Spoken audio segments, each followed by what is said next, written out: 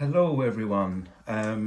So this is a brief review of the InArt bat signal. I'd like to open with the guides that you get. These are really good quality. They feel really nice in the hand. Okay, so that's the good news. So the bat signal itself. Now I bought this discounted from a seller on eBay because they received it. I don't know if this is true or not. They received it with a broken slat or flap, whichever one you want to call it, and quite literally the clip that holds it in is completely broken. They said they received it this way. Maybe that's the case, or maybe they broke it trying to lift it, because that one over there you can barely lift because it collides with the bat logo there. So whichever's true, regardless, I knew that was there, so that's a non-issue for me. And plus, as you saw just then, once you've got this flapper here open, you can pretty much rest it against where it should be attached, and it looks pretty normal. So that's all good. Now, other bits that I've noticed for this, as soon as I took it out of the packaging, this could be due to shipping, but turn this around, see this little lever here, the knob had completely snapped off in transit. And that could just be, it happened in delivery, but the size of the packaging, which you can see, it's completely cocooned in like polystyrene type material. So you would have thought it would have been protected, but I must admit that the plastic of the signal doesn't feel that good a quality. Obviously you can see other bits in the background, and this is not the best quality plastic I've ever felt, and I've got many hot toys and an InArt Joker as well, so I can speak to the quality of the materials used in some of those other pieces. Anyway, so that was issue number 2. That's what it came with.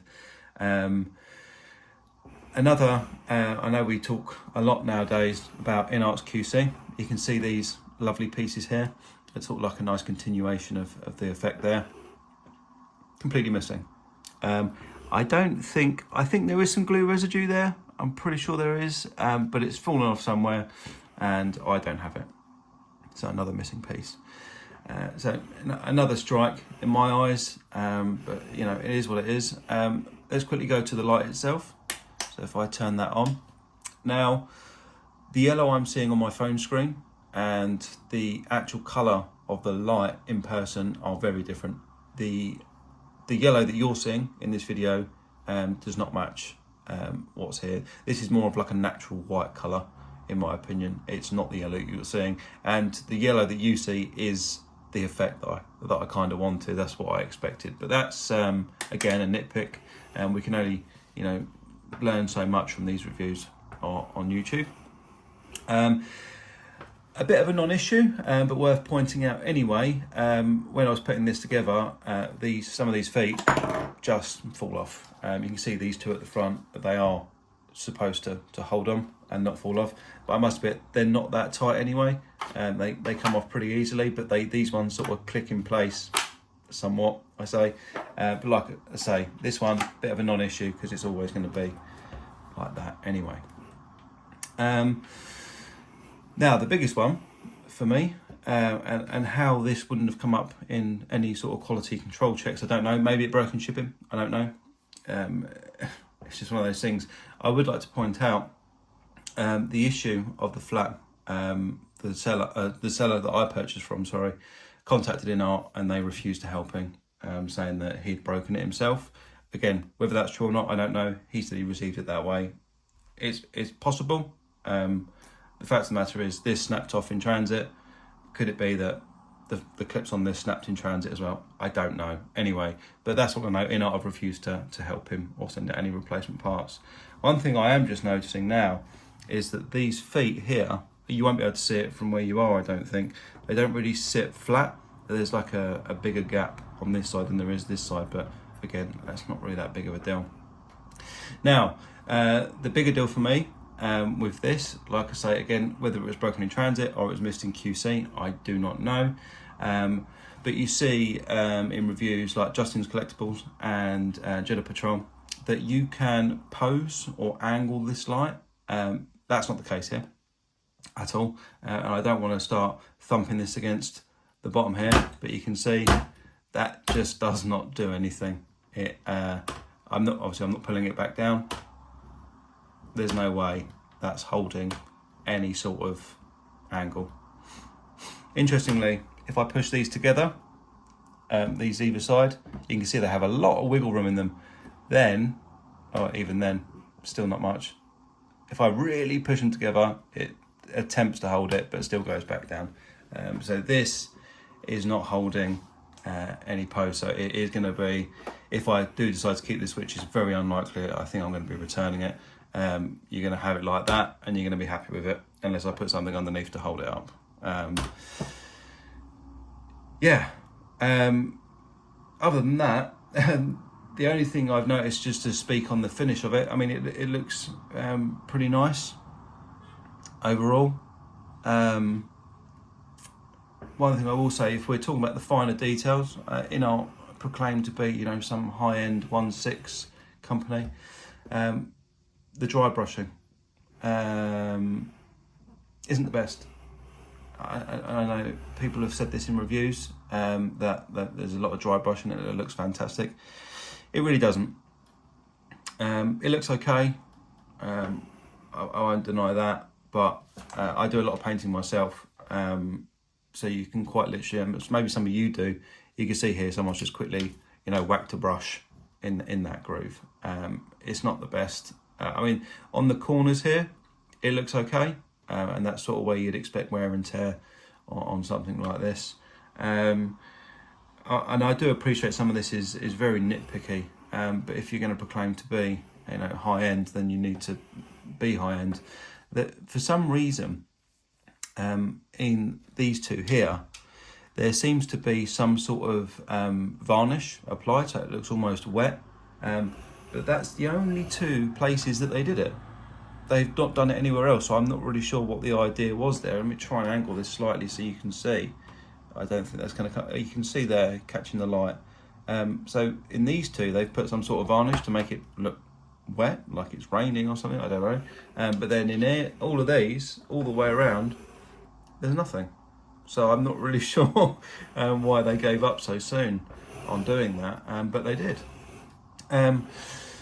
Then my favourite, as far as the weathering was concerned, was the back plate. And again, I know it sounds really nitpicky because it's on the back, who cares, right? But you can see here, someone's quite literally just got their brush and just done squiggles on the back.